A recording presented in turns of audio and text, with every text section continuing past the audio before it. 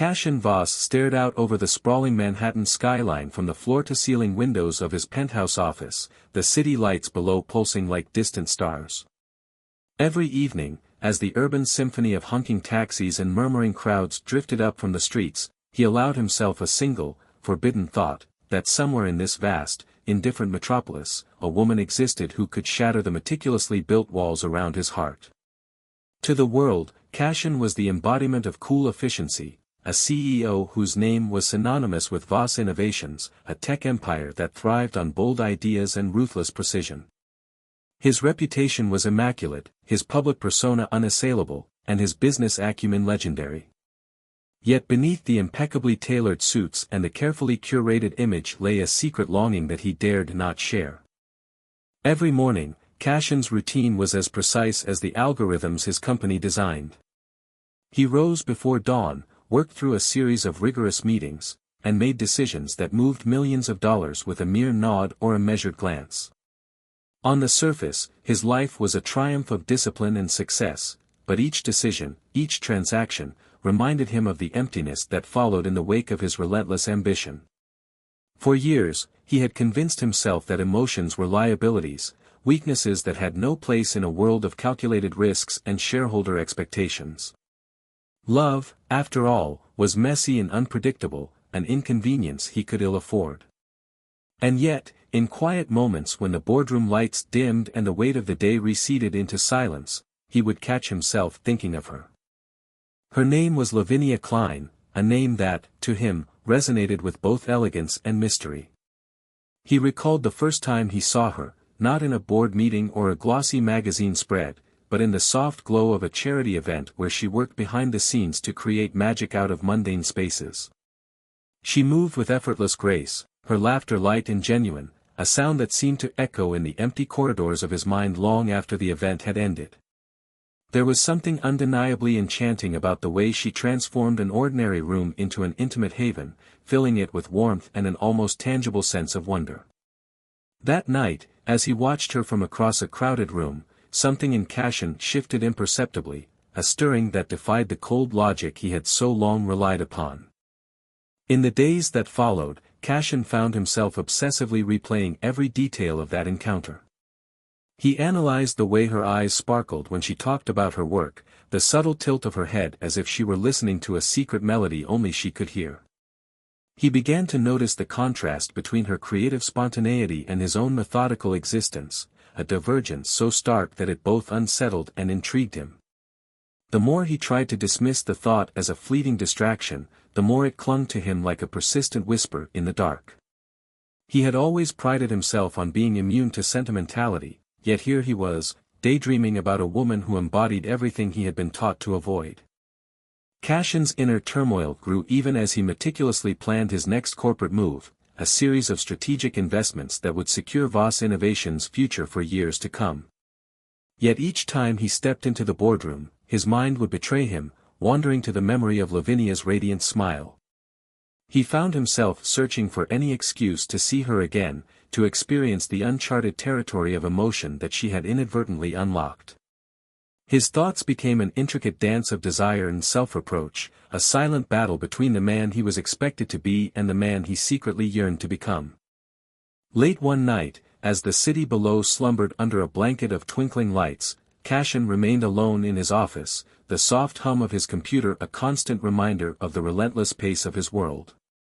He leaned back in his leather chair, closing his eyes for the first time in what felt like an eternity, and allowed himself to acknowledge the truth he had been denying for so long. In that solitary darkness, he admitted that the carefully constructed facade of stoicism was cracking, just enough for him to feel the desperate need for connection.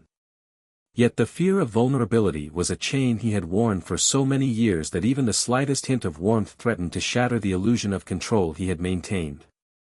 He decided then that something had to change. The idea came to him almost as a revelation, a way to break free from the endless cycle of board meetings and profit margins. Cassian resolved to create an event that would serve as a catalyst for his hidden desires, an elaborate ruse disguised as a corporate celebration. In his mind, it would be the perfect pretext, a fake birthday party, an excuse to gather the company's elite in an intimate setting where he could let his guard down, even if only for one night. It was a daring plan, one that balanced on the knife's edge between calculated risk and reckless abandon. He would invite key stakeholders and VIPs under the guise of celebrating his birthday, ensuring that the event would attract the right attention and distract from any underlying corporate turbulence. But more importantly, he would invite Lavinia, a subtle, carefully concealed gesture meant to create a private oasis within the midst of his public life. As the plan took shape in the quiet hours of the early morning, Cashin's heart pounded with a mix of anticipation and trepidation. Every detail was laid out with surgical precision: the venue, the guest list, the artful decoy of festivities that would mask his true intentions. He envisioned a night of controlled chaos, where glitzy pretense would give way to an unexpected moment of vulnerability. In that imagined scene, amid the laughter and the clinking of glasses, he would finally be able to reveal the part of him he had kept hidden for so long, a heart that, despite all the defenses and the carefully calculated strategies, still secretly loved her. And so, as dawn broke over the city and the first light of a new day filtered through his window, Cashin Voss began to move forward with the plan that would alter the course of his life. Unbeknownst to him, that decision was not only the spark that would ignite an unexpected romance but also the start of a journey that would force him to confront every promise he had made to himself about never allowing love to disrupt his perfectly ordered world. In the silent moments before the world awoke, he took a deep breath and embraced the uncertainty of the future, a future in which a single, forbidden thought might just lead him to rediscover everything he had once lost. Lavinia Klein's day began like any other in her small but bustling Manhattan studio, a converted loft that doubled as her design headquarters. The early morning light filtered through industrial windows, illuminating scattered sketches, fabric swatches, and mood boards that bore the unmistakable mark of her creative genius. Despite the familiar chaos of her workspace, Lavinia's mind was unusually distracted. Over the past few weeks, she'd been receiving discreet emails and phone calls about a high-profile project that promised to elevate her boutique event planning business into a new stratum of clientele. Yet nothing could have prepared her for the invitation that arrived that crisp autumn morning. Sitting at her modest wooden desk, Lavinia opened her laptop and found an email in a sender address that made her pause, a personal account bearing the name Cashin. The subject line read, "A celebration of new beginnings." Her heart skipped a beat. She had heard of Cashin Voss before, the enigmatic CEO of Voss Innovations, a tech empire whose very name evoked both awe and whispers in elite circles. Though she'd only encountered his presence in passing, at charity events or in high-powered meetings, there was an air of mystery about him that had always intrigued her from afar. The email itself was a masterpiece of subtlety and elegance. It began with a personal greeting that acknowledged her reputation for transforming mundane spaces into something ethereal. Cashin's words were measured, thoughtful, and carried an undercurrent of something more than mere business courtesy. He wrote of hosting a private birthday celebration, a masquerade of sorts, he explained, designed to bring together select individuals from the worlds of art, technology, and philanthropy.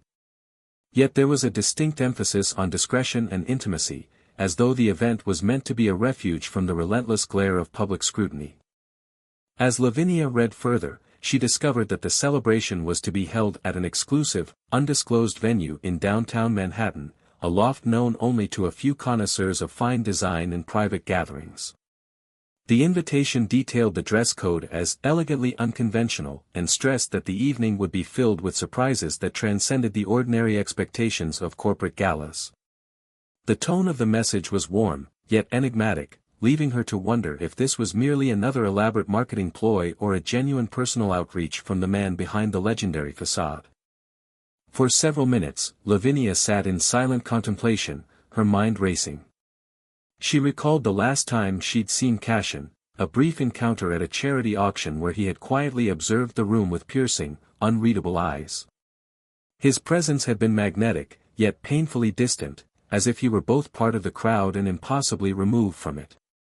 Now, here was an invitation that suggested a desire for connection, a desire that transcended the sterile, calculated world of boardrooms and investor meetings.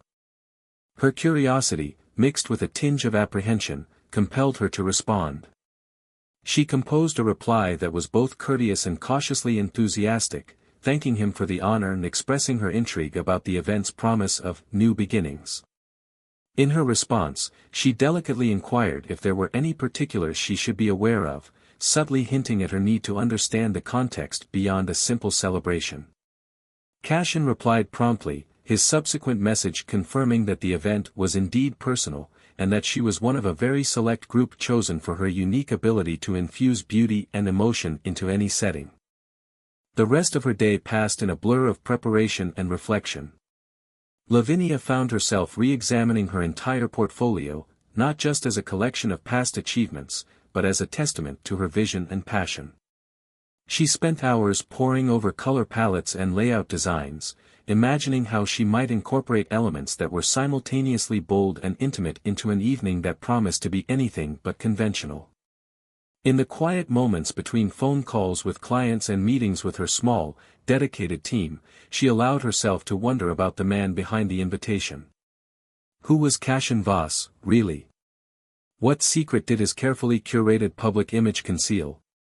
And why, in a world obsessed with profit margins and technological breakthroughs, would he seek to create an evening that seemed to celebrate the unpredictable magic of genuine connection? As evening approached, Lavinia meticulously selected a dress that balanced sophistication with a hint of rebellious charm, a deep, midnight blue gown with unexpected accents of silver, reminiscent of a starlit sky. Every detail mattered to her, and she wanted to embody the idea of a new beginning not only in her work but in her personal expression as well. Before leaving her studio, she took a long look in the mirror, her reflection a mixture of determination and wistful hope. This invitation, mysterious as it was, had ignited a spark within her, a possibility that perhaps, just perhaps, the carefully guarded walls of a man like Cashin might be breached by someone who dared to dream differently. That night, as she stepped out into the cool Manhattan air, the city seemed to hum with quiet anticipation. Every step toward the rendezvous point felt like a journey into uncharted territory, a territory where professional ambition and personal longing might intertwine in unexpected ways. The invitation was no longer just a ticket to a corporate event, it was an open door to a night that promised to shatter expectations and reveal hidden truths. And so, with a mixture of excitement and trepidation, Lavinia embraced the unknown, unaware that the evening ahead would not only redefine her career but also irrevocably alter the course of her heart. The evening of the party arrived like a carefully orchestrated dream. As dusk settled over Manhattan, the historic loft, an expansive, industrial space with soaring ceilings and exposed brick walls, was transformed into a scene of understated opulence. Soft amber lights, strung like delicate constellations across the ceiling, mingled with the gentle glow of candlelight and the subtle shimmer of crystal chandeliers. The air was filled with a fragrant blend of fresh florals and rich, spiced notes that lent an almost hypnotic allure to the space.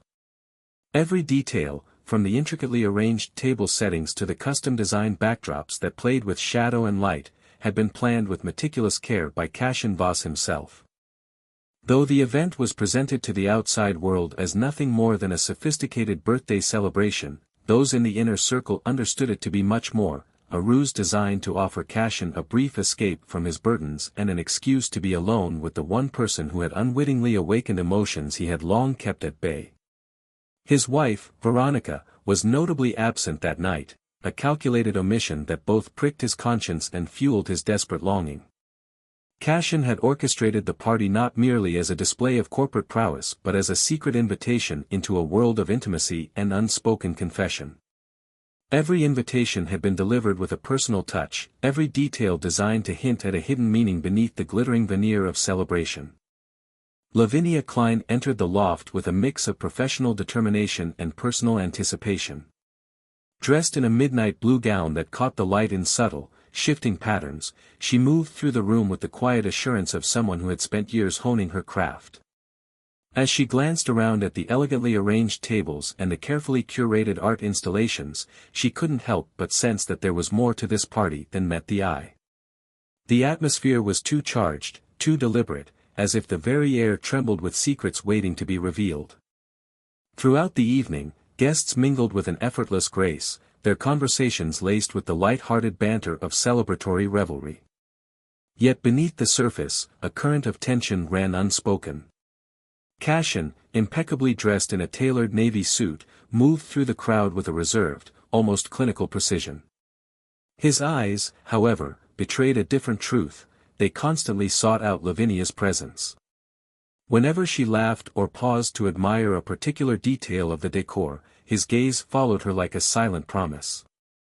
At one point, as a group of corporate dignitaries discussed quarterly reports near a wall of abstract art, Cashin slipped away into a quieter alcove. There, hidden behind a partition draped in rich, velvet fabric, he lingered with a pained intensity as he watched her from afar. The distance between them, though only a few feet, seemed insurmountable, charged with the weight of his hidden transgressions and the desperate hope for absolution. In that private space, the noise of the party receded into a soft hum, replaced by the rhythmic pulse of his racing heart. Cashin recalled the countless nights he had spent alone in his penthouse office, surrounded by the sterile glow of computer screens, feeling the crushing loneliness of a man who had everything yet was empty inside. Tonight, however, the controlled facade he had so carefully constructed threatened to crumble. Every stolen glance and subtle smile from Lavinia was an invitation he could no longer ignore. He remembered how, earlier in the evening, she had paused by a window overlooking the glittering skyline, lost in thought, and for a fleeting moment, he had seen in her eyes a vulnerability that mirrored his own hidden despair. Determined to seize this rare opportunity, Cashin composed himself and made his way toward her. His steps were measured, each one a battle between duty and desire. When he finally approached Lavinia, she was engaged in a quiet conversation with a small group of guests near a display of modern sculptures.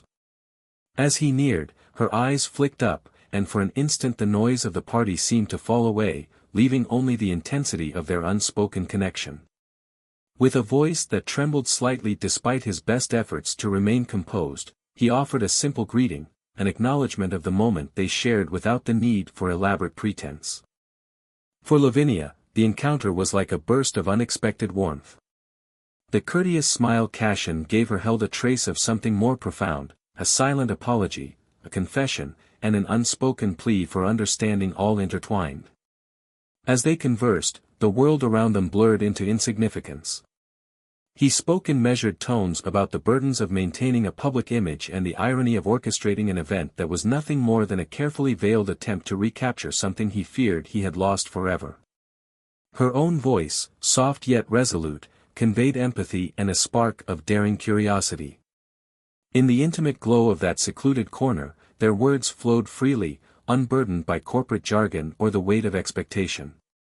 Each shared laugh, each hesitant confession, brought them closer together, slowly dissolving the rigid barriers that had defined Cashin's existence.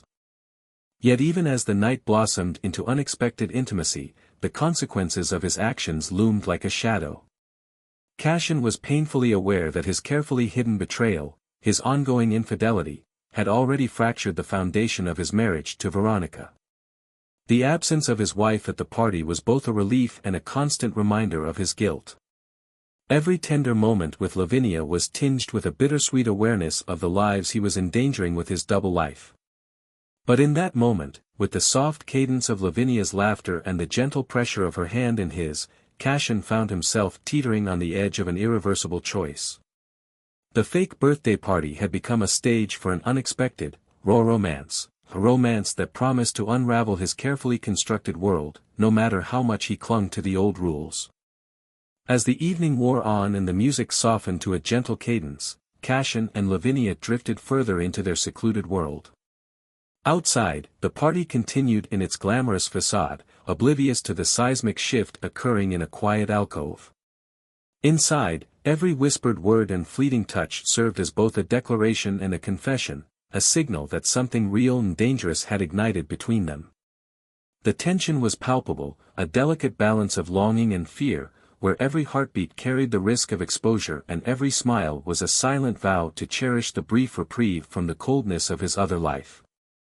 In that moment, under the watchful glow of Manhattan's skyline, Cashin Voss allowed himself to believe that maybe, just for one night, he could abandon the world of calculated power plays and corporate facades. Perhaps the risk of breaking every rule he had once sworn to uphold was worth the chance to experience a love so raw and unexpected that it threatened to change everything. And as the night deepened, the boundaries between pretense and passion blurred until all that remained was the undeniable, perilous truth of their connection. After their secret meeting in the secluded alcove, Cashin emerged into the pulsating energy of the party with his pulse still racing and his mind in turmoil. Every step he took through the grand, illuminated corridors of the loft felt weighted by the memory of Lavinia's soft laughter and the taste of her kiss, a kiss that both liberated and condemned him. Though he wore a calm, impeccably tailored suit, inside he was a tempest of conflicting emotions. His carefully maintained facade of control wavered as the echoes of that forbidden intimacy reverberated in his thoughts, mingling with a gnawing guilt he could no longer silence. As the evening advanced and the glittering party continued in its orchestrated brilliance, Cashin sought solace in a quiet corner near a row of tall windows. The city lights spilled in, casting shimmering reflections on the polished floor, and for a moment, the noise of the party faded into a distant murmur. He leaned against the cool glass, trying to steady his thoughts when his phone vibrated insistently in his pocket. Glancing at the screen, his heart clenched, an unfamiliar number blinked urgently. With a hesitant swipe, he answered. On the other end, Veronica's voice emerged, soft yet resolute. "Cashin, we need to talk," she said. Her tone held no anger, but it was laden with an unmistakable sadness that sent a chill through him. He attempted a weak denial, his voice faltering as he murmured, "Now isn't a good time," but she pressed on. "It's important. I know what you've been doing." The words, delivered with quiet finality, struck him like a thunderclap. In that moment, the carefully constructed illusion of his double life began to crumble. He froze, the festive lights around him blurring into an indistinct haze, as Veronica's measured accusation sank in. For several heart-stopping seconds, Cashin was unable to muster a reply. Then, in a voice that trembled with a mix of sorrow and something almost tender, she continued, "I haven't confronted you because I wanted to believe things could change, but I can't live in a lie anymore. I've been aware for some time, Cashin." Her words cut deeper than any boardroom criticism, unraveling years of denial and self-deception. Stumbling away from the thrumming party floor, Cashin retreated into a quiet corridor where the neon reflections of Manhattan's nightscape danced on the walls. Every step was accompanied by the cacophony of regret and dread. The sting of betrayal, both his own and, now, Veronica's, seeped into his bones. He remembered the secret alcove, the way Lavinia's touch had ignited something long buried within him. And yet, that same passion was now tainted by the looming specter of his marital vows.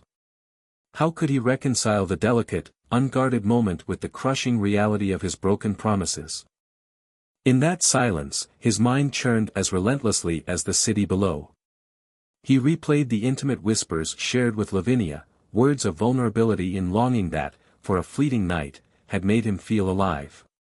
But now, the gravity of his actions pressed upon him. The cold precision of his corporate world, where every move was calculated for maximum impact, seemed suddenly trivial in the face of raw, human emotion. As the minutes ticked by, Cashin's phone vibrated again, this time with a message that made his stomach twist. A single voicemail from Veronica played back, her tone calm and measured, "I'm not angry, Cashin, but I'm tired of secrets. I'm not sure if I can forgive this deception. I want us to meet, face to face, tomorrow morning, at our home." The invitation was both a challenge and an olive branch, laden with the promise of a reckoning that could either shatter what remained of their marriage or, perhaps, set them free from the chains of pretense. The realization that his wife had known all along, that she was now demanding a confrontation, left him numb. Cashin's mind raced with images of Veronica's cold, unyielding gaze, a look he had dreaded since the first whisper of suspicion.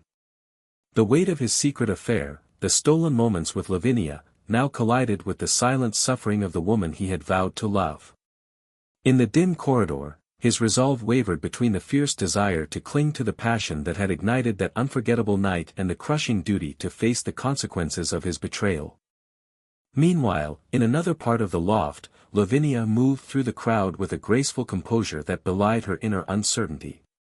She had sensed something amiss in Cassion's eyes earlier, an undercurrent of pain that she couldn't quite decipher, and now, as the night deepened, she wondered if she had unwittingly become entangled in a web far more complex than a simple flirtation. Every gentle smile he had given her, every brief touch, now carried the bittersweet taste of imminent loss and the possibility of redemption that seemed so far out of reach. As the party's festivities continued in a meticulously choreographed display of corporate splendor, Cassion found himself retreating further into isolation. The laughter and clinking glasses around him felt hollow, each joyful note a stark reminder of the man he was supposed to be, a powerful, unassailable figure in a world of high stakes. But the truth was that beneath that veneer, his heart was fracturing, splitting between the clandestine warmth of Lavinia's embrace and the looming confrontation with Veronica that promised to expose every hidden flaw. He finally stepped out onto a quiet fire escape, the cool night air a jarring contrast to the heated turmoil within him. The city below sparkled with indifferent brilliance, oblivious to his inner torment. He pressed his back against the rough metal, closing his eyes in a vain attempt to still the racing of his heart. In that solitary moment, the gravity of his choices settled upon him like a shroud. The seductive allure of a forbidden kiss, the brief taste of passion that had made him feel alive, now warred with a profound sense of regret and the painful knowledge that he had betrayed the trust of the one person who had once offered him unwavering stability. With the city's distant hum as his only companion, Cassion vowed that when he returned home, he would confront the truth, both his own and Veronica's. He would no longer hide behind carefully crafted corporate strategies or deny the raw emotions that threatened to break through his hardened exterior. The night stretched on, filled with unanswered questions and the heavy promise of a new dawn that could either mend or irrevocably sever the ties that bound him to a life of calculated control. As he finally made his way back to his penthouse, his mind swirled with the echoes of Veronica's parting words and the ghost of Lavinia's touch. The stolen intimacy of the evening had shattered his illusions, leaving him exposed to the full force of his own humanity. In the silence of his luxurious yet lonely home, Cassion Voss realized that the path ahead would demand a reckoning, a choice between continuing to live a life built on deception or daring to embrace the turbulent, painful possibility of genuine love. And as the first hints of dawn began to break through the darkness, he understood that the decisions he made tonight would shape the course of his future in ways he could no longer ignore. The morning after the party, Cassion awoke in a haze of guilt and regret. The neon glow of Manhattan had long faded from the expansive windows of his penthouse, leaving behind a stark, silent light that illuminated every corner of his meticulously arranged living room. He sat on the edge of his king-sized bed, the sheets still cool from the night's breeze, and tried to piece together the fragments of the previous evening. Every stolen moment with Lavinia, the touch, the whispered confessions, that forbidden kiss, haunted him now, merging with the dread of the inevitable confrontation with Veronica. He knew that as soon as the day fully broke, his carefully balanced world would shatter. The memory of Veronica's voice over the phone, calm yet laced with sorrow, echoed in his ears. "I want to see you, Cassion. Tomorrow morning, at home," she had said, her tone carrying a finality that made his heart drop. For years, he had maintained a facade of control, compartmentalizing his life into professional triumphs and personal voids. But now that line had blurred irreparably. Cassion dressed slowly, his mind churning with regret and a desperate need for redemption, though he was not sure if redemption was even possible. He chose his suit with the same precision he applied to every corporate decision, a dark, tailored ensemble that once symbolized power and control. Now it felt more like armor against the storm that was about to break. By mid-morning, the penthouse was eerily quiet, the usual hum of the city and the soft clatter of his personal assistant's routine tasks seeming distant and inadequate. Cassion's thoughts were a turbulent mix of longing for Lavinia's warmth and the crushing reality of his marital vows. Every step he took toward the grand foyer was weighted by the knowledge that soon, he would face Veronica, the woman whose presence had once been his sanctuary, and who now carried the pain of his betrayal in her steady, unyielding eyes. Veronica was already waiting in the foyer when he returned. The marble floor reflected the soft light from the tall windows, and she stood there with a quiet dignity that belied the storm inside her. Her dark eyes, cool and measured, met his without the usual warmth. For a moment, neither spoke, only the silent exchange of glances filled the space between them with years of unspoken understanding and accumulated hurt. Finally, Veronica's voice broke the stillness. "Cashin," she began, her tone even and composed, "we need to talk." There was no bitterness in her words, only a profound sadness and a resignation that spoke of long-held secrets. He hesitated, feeling his throat tighten. "Veronica, he started, but she raised a hand to stop him. "I know what's been happening," she said softly, each word deliberate, as though weighing the cost of speaking her truth. "I have known for a while now." Her eyes did not flinch, nor did her voice waver, though the heartbreak behind them was unmistakable. "I tried to ignore it, to believe that our marriage could be different, that you would find a way back to us.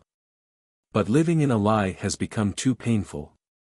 Cashin's heart pounded painfully. Every instinct screamed at him to deny, to defend the choices he had made in a desperate bid for passion and escape. But as he looked at Veronica, her face calm, yet marked by an unmistakable grief, he realized that denial would only make the inevitable confrontation more painful. "I never meant to hurt you," he said at last, his voice barely audible. I lost myself, and I made choices I can't take back." Veronica's gaze softened for a fleeting moment, as if recalling happier times. "I know you were searching for something," she replied, "but that search doesn't give you the right to destroy what we had." Her eyes shimmered with tears that she refused to let fall. "I've been lonely, Cashin. I've tried to hold on, believing that our marriage was just going through a rough patch. But you broke every promise you made, even the ones to yourself." The silence that followed was suffocating. Cashin felt the full weight of his betrayal, each secret glance, every touch shared in the hidden corners of the party, every moment of weakness that had led him to abandon his vows.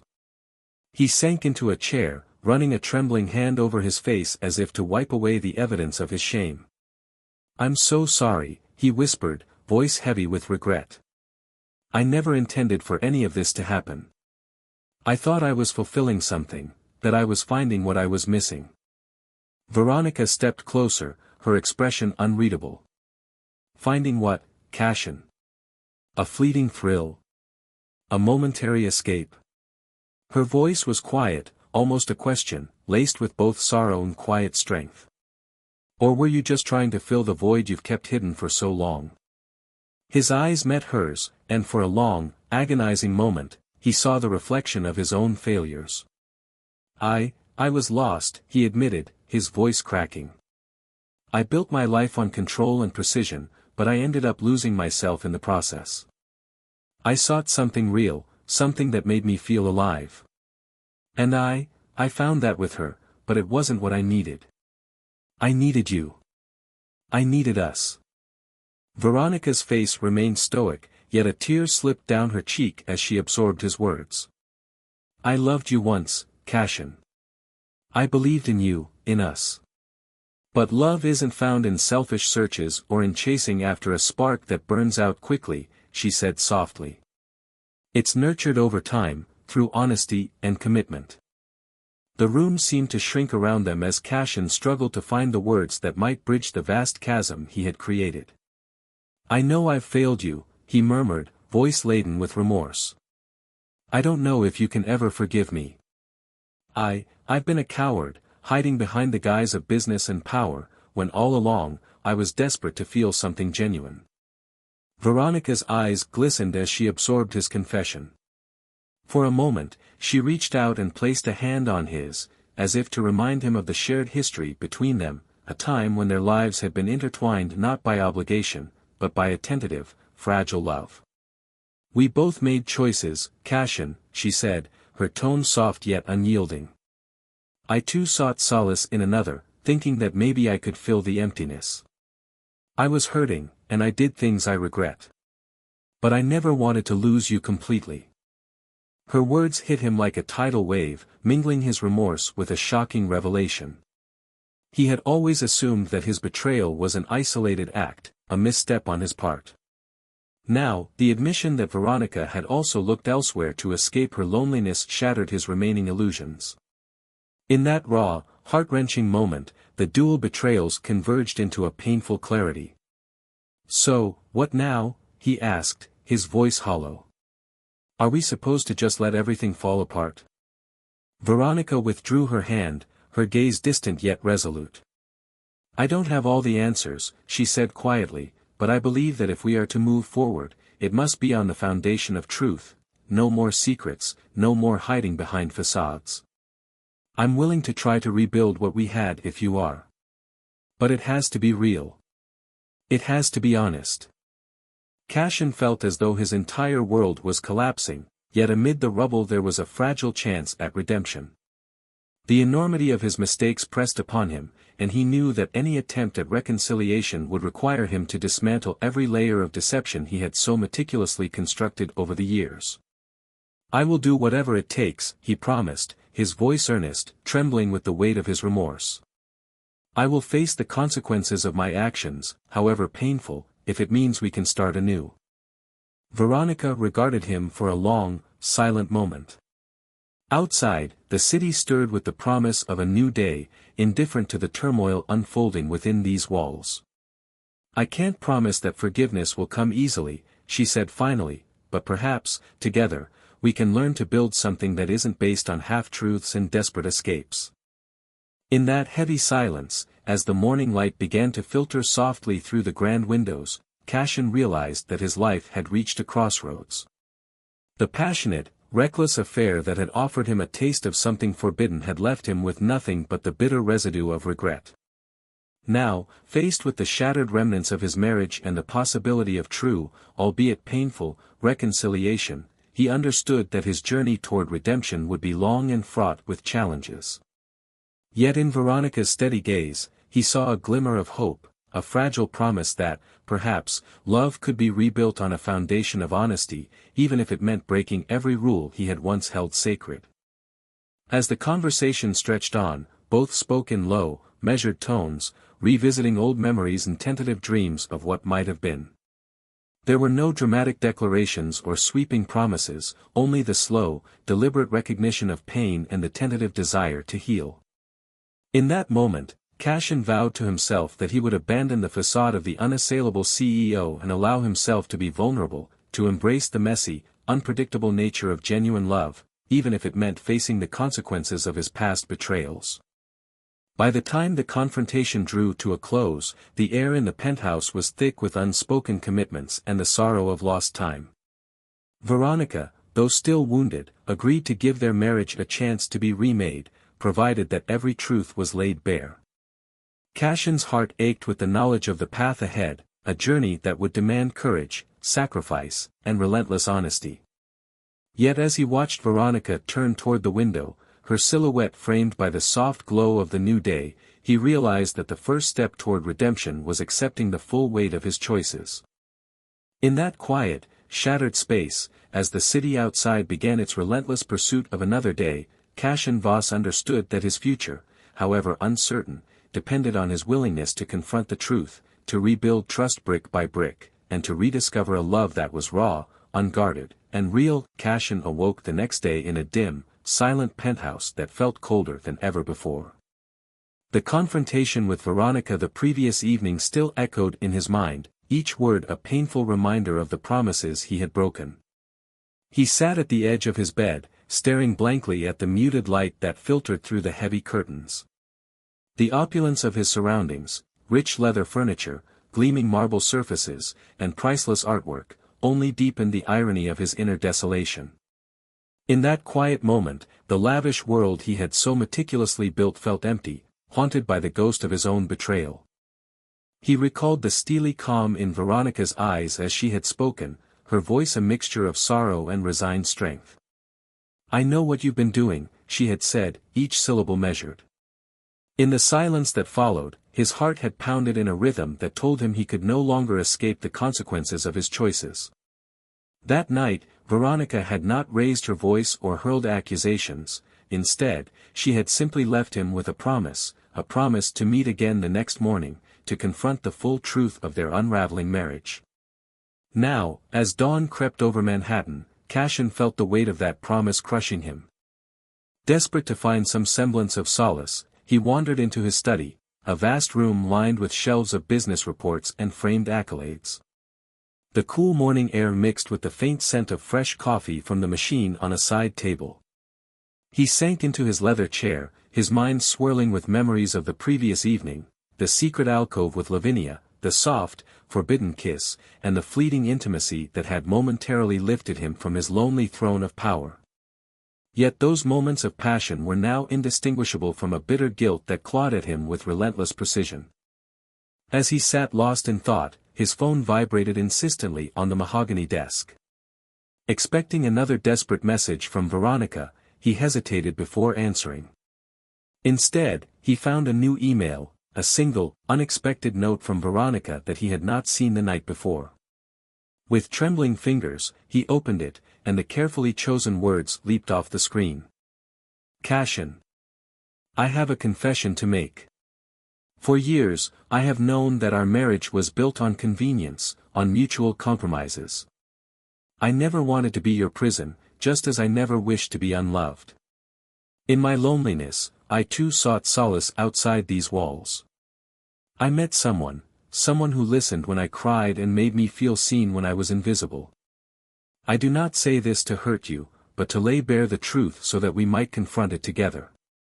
Perhaps our failures mirror each other more than we'd like to admit.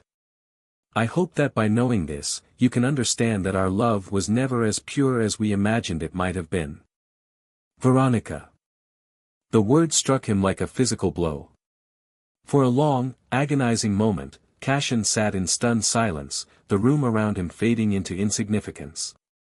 He had always assumed his betrayal was a solitary sin, a desperate, misguided search for passion that he alone had perpetrated.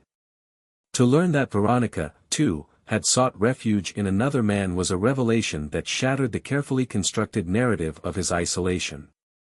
It was as if the masks they had both worn for so long had been forcibly removed, exposing raw, unvarnished truths that neither could deny. His mind raced. How could he reconcile this new reality with the man he had always prided himself on being, the unyielding, controlled CEO who never allowed sentimentality to cloud his judgment? Now, the echo of Veronica's words reverberated in his ears, mingling with the tender memories of his clandestine moments with Lavinia. He felt caught between two worlds, the sterile realm of business, where every decision was measured and calculated, and the unpredictable, messy terrain of human emotion that he had long tried to avoid. Cashin stood abruptly, his chair scraping against the polished floor, and paced the length of the study as if trying to outrun the implications of the letter. Every step was heavy with regret, every heartbeat a reminder of the irrevocable choices he had made. He could almost hear Veronica's quiet, steady voice, urging him to be honest, to embrace the vulnerability that had always been his greatest weakness and his most elusive strength. The thought of confronting Veronica again filled him with dread, yet it also stirred something deep within, a yearning to dismantle the barriers he had built around himself, even if it meant risking everything. Unable to bear the suffocating silence any longer, Cashin picked up his phone and dialed a number he hadn't called in months, the number of a close friend and trusted advisor, Porter Haynes, who had been with him through countless boardroom triumphs and personal crises. After a few rings, Porter's familiar, measured voice answered. Cashin. It's been a while. What's wrong? In a voice choked with emotion, Cashin confessed, Porter, I've been betrayed, by both of us, it seems. Veronica sent me a message, confessing that she too has strayed. I don't know what to do. I feel like I'm drowning in my own deceptions. There was a long pause before Porter replied, I won't pretend I haven't seen the signs, Cashin. You've built your life on walls, on the notion that love is a liability. But perhaps it's time to consider that those very walls have isolated you from what truly matters. Maybe you owe it to yourself, and to Veronica, to face the truth, however painful it may be. Porter's words, though simple, struck a chord deep within him. The weight of his own hypocrisy and the shattered illusions of his marriage converged into a single, searing realization. He had been so intent on chasing fleeting passion and concealing his vulnerabilities that he had lost sight of the enduring connection that had once defined his life with Veronica. Yet the memory of Lavinia's tender touch still lingered, a reminder of the passion he had found outside the confines of his loveless marriage. Torn between remorse and desire, Cashin resolved that he could no longer delay the reckoning. With a deep, shuddering breath, he agreed with Porter that he would confront Veronica once more, to lay all his cards on the table and try to salvage whatever remnants of their relationship might still be mended by honesty. But before he could initiate that painful conversation, another message arrived, this time from Lavinia. Her text was brief and uncharacteristically somber. "Cashin, can we meet? I feel we need to talk about last night." The simplicity of her request stirred conflicting emotions within him. Part of him longed for the passionate escape she offered, yet another part recognized that clinging to that clandestine affair would only deepen the wounds already inflicted upon his soul. He stared at the screen for what felt like an eternity, torn between the allure of forbidden intimacy and the stark, unyielding truth of his fractured marriage. The morning wore on in a haze of unresolved turmoil. Cashin spent hours in solitude, pacing his penthouse, replaying every conversation, every touch, every whispered secret from the night before. The city outside moved on indifferent to his inner chaos, a relentless tide of progress that made no allowance for personal failure. Yet within him, a quiet determination began to kindle. He realized that, regardless of the pain and betrayal, he had reached a crossroads. He must choose whether to continue down the destructive path of deceit or to face the consequences of his actions with courage, even if that meant surrendering his carefully cultivated persona. By late afternoon, Cashin resolved to act. He sent a reply to Lavinia, asking for a brief meeting in a quiet corner of a discreet café, a neutral ground where he might gather his thoughts away from the prying eyes of corporate and personal judgment. He also prepared himself mentally for the inevitable conversation with Veronica, knowing that the road to redemption would be steep and fraught with emotional peril. That evening, as the sun dipped below the horizon and Manhattan's skyline was set ablaze with golden hues, Cashin found himself on the busy streets, a solitary figure cloaked in a tailored suit that now felt more like a shroud. With every step toward the café, he felt the dual weight of regret and the slim hope of reconciliation. He recalled Porter's measured advice, Veronica's quiet, painful confession, and the tender, dangerous intimacy he had shared with Lavinia, a constellation of memories that made his heart both ache and flutter. Inside the small café, amid soft jazz and the aroma of freshly brewed coffee, Cashin sat alone at a corner table, his thoughts swirling as he awaited Lavinia's arrival. The ambient chatter of patrons provided a muted backdrop to his internal dialogue, an endless litany of what-ifs and if-onlys that pressed upon him with each passing minute. As he sipped his coffee, he allowed himself to be vulnerable, acknowledging for the first time that his carefully controlled existence was unraveling in ways he could neither predict nor prevent. When Lavinia finally entered, her presence was quiet yet commanding, a graceful figure whose eyes conveyed both empathy and caution. She approached the table slowly, as if aware of the fragile state he was in. "Cashin," she began softly, "I wanted to see you, to talk about what happened." Her voice was gentle, tinged with sorrow and the weight of unspoken understanding. For a long moment, neither spoke. Then, with a tentative sigh, Cashin met her gaze. "I'm sorry," he said, the word heavy with meaning. "I'm sorry for what I've done, for the lies and the betrayals. I thought I could escape my emptiness, that a single night could fill the void, but all it has done is make me realize how lost I truly am." Lavinia's eyes glistened, and she reached out, her hand hovering for a moment before gently touching his. "I understand the lure of what you felt last night," she replied quietly. "I wanted it too, in a way. But we both know that this isn't a solution, it's a symptom of a much deeper pain." In that vulnerable exchange, Cashin sensed that the path forward would be neither simple nor immediate. Yet, amid the swirling chaos of guilt, desire, and shattered promises, he began to glimpse a possibility, a future where honesty might replace deceit, where the fractured pieces of his life could be gathered and rebuilt into something real. The conversation with Lavinia was raw and painful, a mutual acknowledgement that the choices they had made had irrevocably altered their lives. As the cafe's lights dimmed and the evening deepened, Cashin resolved that he would no longer run from the truth. Whether it meant facing Veronica's wrath or accepting the consequences of his own shortcomings, he knew that redemption, if it were even possible, could only be found by confronting the secrets that had haunted him for so long. As he walked home that night, the city's cool air mingled with the remnants of his tears, and every step felt like a reluctant march toward an uncertain future. Cashin Voss, the man who had once prided himself on his unassailable control, now carried the heavy burden of truth, a truth that threatened to unmake the very foundation of his life. And yet, in that moment of raw vulnerability, he also sensed a fragile glimmer of hope. The promise of a new beginning was there, waiting to be claimed, if only he could muster the courage to break free from the chains of his past and dare to embrace the uncertain possibility of genuine love. Cashin's heart pounded as he stepped into the quiet foyer of his penthouse, a space that, until now, had always symbolized his control and opulence. Today, however, every marble column and every gleaming surface seemed to mock him with the stark evidence of his inner turmoil. The confrontation with Veronica the previous night had left an indelible mark on him. Her measured words and the silent pain in her eyes echoed in his mind like a relentless refrain. Now, alone in the hushed light of early morning, he felt the crushing weight of his choices. He made his way slowly through the expansive living area, pausing before the floor-to-ceiling windows that overlooked the awakening city. Outside, Manhattan stirred to life in a muted symphony of distant sirens and the soft murmur of early traffic, but inside, every sound was amplified, his own ragged breathing, the soft shuffling of his steps, and the quiet ticking of a grand clock mounted on the wall. He clutched his phone tightly in one hand, its screen still dark from the sleepless hours, and tried to summon the courage to face the inevitable reckoning that awaited him in the sitting room.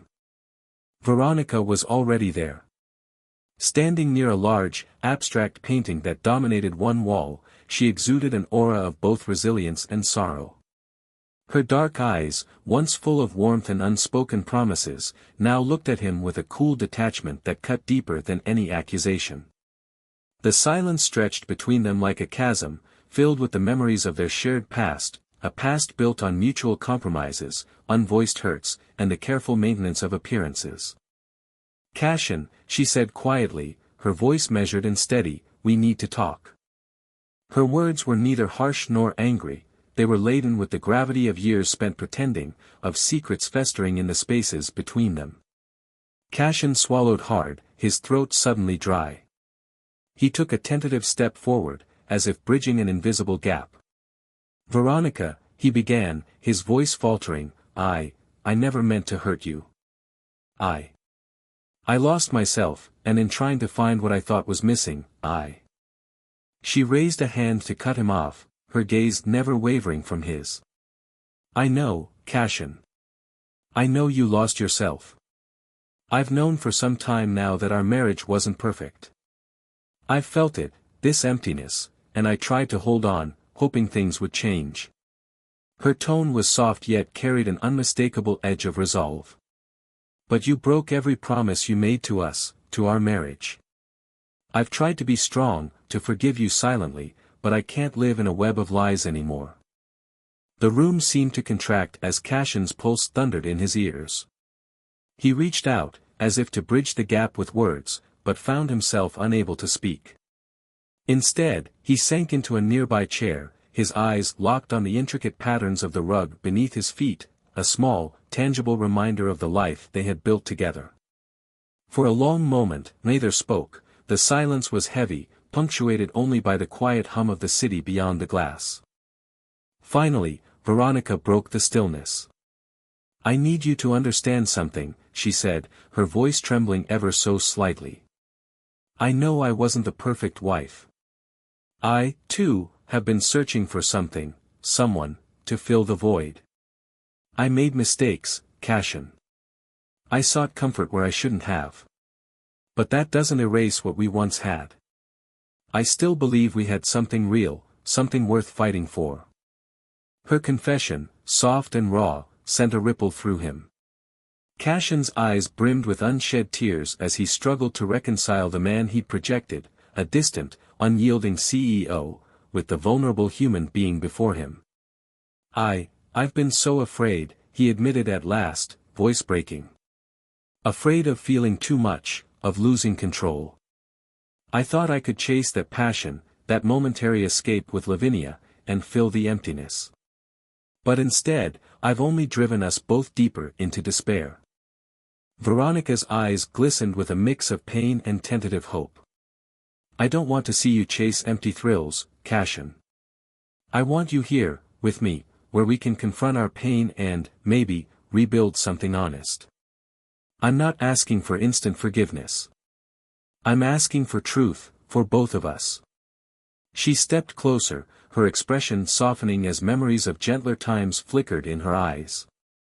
I've carried my own secrets, my own betrayals, and I know what it feels like to be lost in loneliness. But I still love you, even if that love has been buried under years of hurt and silence. The confession hung in the air, mingling with the delicate morning light. Cashin felt a surge of conflicting emotions, guilt, regret, longing, and a spark of something he hadn't allowed himself to feel in years, hope. He reached out tentatively and took her hand in his. The simple touch was electric, a silent promise that he was ready to face the consequences of his actions and, perhaps, to start anew. Veronica, he whispered, I'm so sorry for every moment I made you feel alone. I was so consumed by my own fear and arrogance that I lost sight of what mattered. I don't know if I can ever truly make up for it, but I want to try. I want us to rebuild, if you're willing. Her gaze softened further, a single tear rolling down her cheek. I'm willing, Cashin, she said, voice barely above a whisper. But it won't be easy. We have so much to heal, from the betrayals, from the lies. It will take time, and it will take honest work, every day. He nodded, feeling the enormity of her words settle around them like a cloak. I understand. I'm ready to do whatever it takes, he promised, his voice steady despite the storm inside.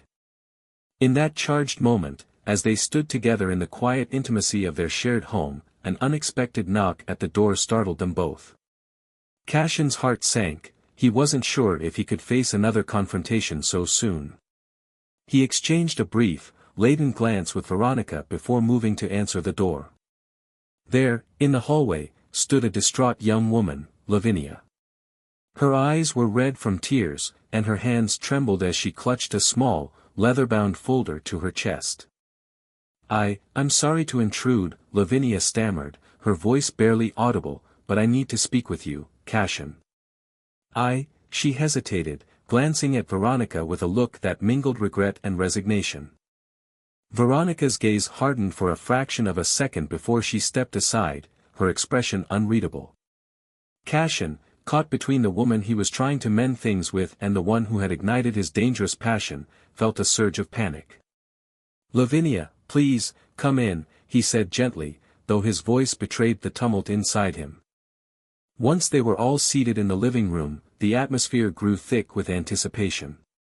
Lavinia's hands shook as she slowly opened her folder, revealing a series of documents, photos, receipts, and personal notes. I never intended to cause more pain, she began, voice wavering. I realized last night, watching you and Veronica, that I was only a catalyst, a fleeting distraction.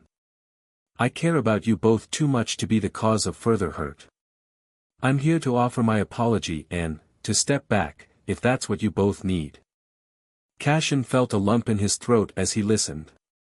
The raw honesty in Lavinia's voice was almost too much to bear, a reminder that his choices had far-reaching consequences.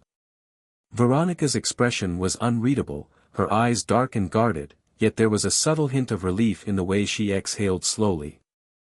Thank you, Lavinia, Veronica said softly, for telling me the truth. Lavinia bowed her head, tears glistening in her eyes. "I never wanted to come between you two," she whispered. I needed you both to know that I'm done with this charade. I want you to find your way back to what matters." The silence that followed was heavy with meaning. Cashin felt as if a great weight had been lifted, even as the shards of his mistakes still stung. He looked at Veronica, and in her eyes he saw a fragile openness, a willingness to try, despite the pain. Turning to Lavinia, he spoke with a voice filled with sorrow and determination, "I promise you both, I will be honest from now on. I will face my mistakes and work to mend the damage I've done. I want to rebuild what's been broken, even if it means starting from scratch." Veronica reached out and took his hand once more, her grip firm and resolute. "Then let's begin," she said, her voice quiet but determined. "Let's lay everything out in the open, no more secrets, no more hidden betrayals. We'll find a way, step by painful step, to heal." In that moment, with the early morning light creeping through the windows and the city awakening beyond, Cashin understood that his path to redemption would be long and arduous. The unexpected arrival of Lavinia, the raw confrontation with Veronica, and the painful admission of his own shortcomings had all converged to force him into a crossroads he could no longer avoid. Yet amid the sorrow and regret, a spark of hope shone, a hope that, perhaps, the truth, however bitter, could pave the way to a love that was real, vulnerable, and ultimately redemptive. They sat together for what felt like hours, voices low and trembling, as they began to chart a tentative course forward. The room, once filled with the echoes of corporate power plays and hidden liaisons, now resonated with the quiet promise of second chances. Cashin vowed to dismantle the walls he had so carefully constructed around himself, to let the raw, unguarded truth in, and to honor the promise of rebuilding trust. Veronica, with a mix of cautious optimism and lingering pain, agreed to give their marriage one last chance, on the condition that honesty would be the foundation of every future step. Lavinia, her eyes filled with remorse, promised to step back gracefully, leaving them the space to mend what had been broken. As the morning deepened and the city outside stirred with renewed life, Cashin Voss realized that his life, once defined by ruthless control and calculated success, had been irrevocably altered by the force of genuine human emotion.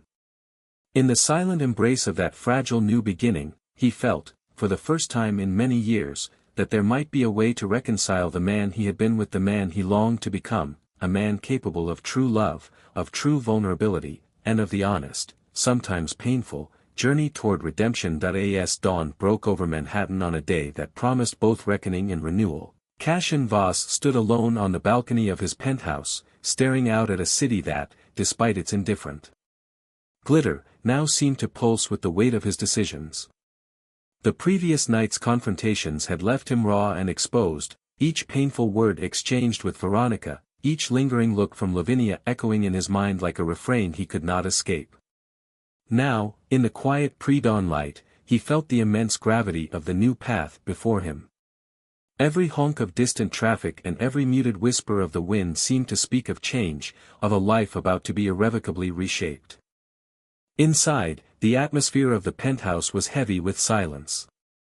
The grand living room, once a symbol of his impenetrable control, now bore the marks of shattered illusions, untouched glasses on an elegant side table, a vase of fresh roses that no one had yet arranged, and a sense of abandonment that seeped into every corner.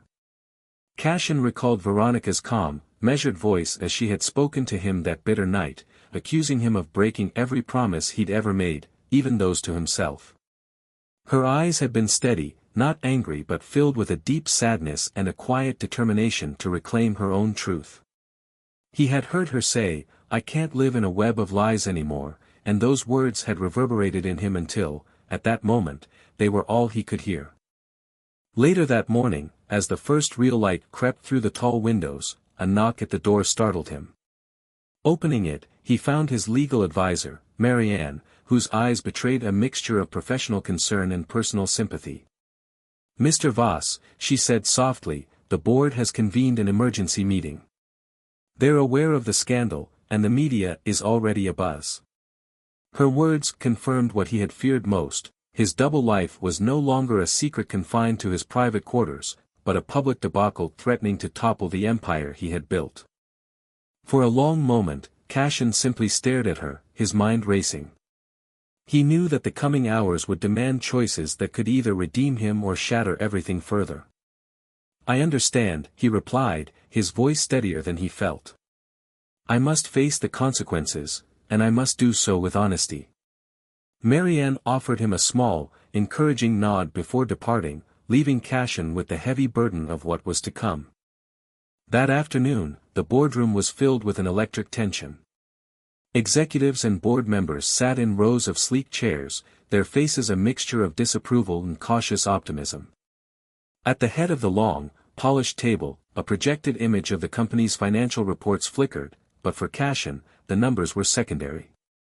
He stood to address the room, his voice resonating with both remorse and a nascent resolve. "I stand before you not as the unassailable CEO you once knew, but as a man who has made grave mistakes," he began, his tone measured and raw. "I have betrayed the trust of those closest to me, and I have allowed personal failings to tarnish the legacy of Voss Innovations. I offer no excuses, only a commitment to change." His confession, delivered with an uncharacteristic vulnerability, sent a ripple through the room, some expressions softened, others hardened in silent judgment. In the midst of the murmurs that followed, the door opened and Veronica entered. Dressed in a simple, elegant suit that matched the somber mood, she took her place at the far end of the table. The room fell silent as all eyes turned to her. For a few heartbeats, no one spoke. Finally, Veronica cleared her throat and addressed the assembled board members in a voice that was both calm and resolute. "I have come to a decision," she announced. "I have long recognized that our marriage, and by extension this company, has been built on compromises that no longer serve the truth. I have found solace, and, indeed, a new beginning, in someone who has helped me rediscover what it means to be seen. I am filing for divorce, effective immediately." A collective gasp rippled through the room, and Cashin felt his heart shatter anew, yet within that crushing blow lay a paradoxical clarity. Veronica's announcement was met with a mixture of shock and, in some corners, quiet approval. Her boldness, so unexpected from the woman who had long maintained a dignified silence, signaled that the old order was ending. Cashin, his eyes fixed on Veronica for a long, painful moment, felt the enormity of what had transpired. In that instant, the weight of his betrayal became not just a personal failing but a catalyst for profound change, both for his company and his soul.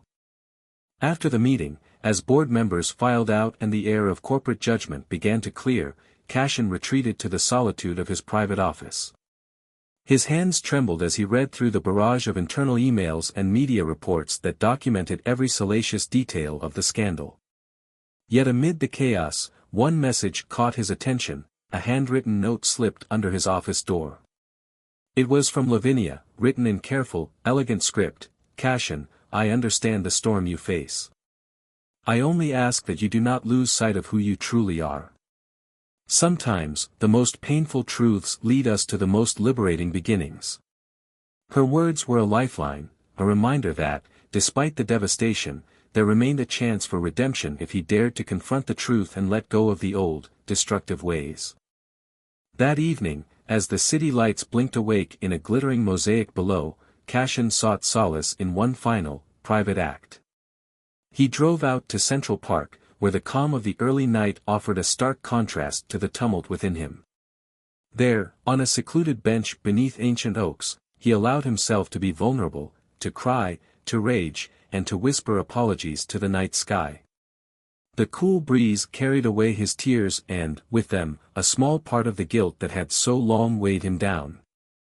In those solitary moments, as he sat surrounded by the soft rustling of leaves and the distant sound of a violin playing in a nearby gazebo, Cashin made a quiet vow to himself. He promised that he would no longer hide behind facades or allow fear to dictate his choices. He would confront the pain he had caused and work tirelessly to rebuild a foundation of honesty and genuine connection, no matter how steep the road ahead. By the time he returned to his penthouse, the first light of a new day was breaking over the skyline. Cashin Voss, the man who had once believed that love was a liability, now understood that true strength lay in embracing one's vulnerability. He resolved to follow the difficult path of redemption, one that might, with time, heal the wounds of betrayal and transform his legacy from one of ruthless ambition into one of heartfelt authenticity. And as he opened the door to his office one final time that night, he knew that the journey toward redemption had only just begun. The future was uncertain, and the scars of his past would not vanish overnight, but in the fragile promise of a new dawn, Cashin felt, for the first time, that he was capable of genuine change, and that sometimes, the breaking of every rule was the only way to rediscover the true meaning of love.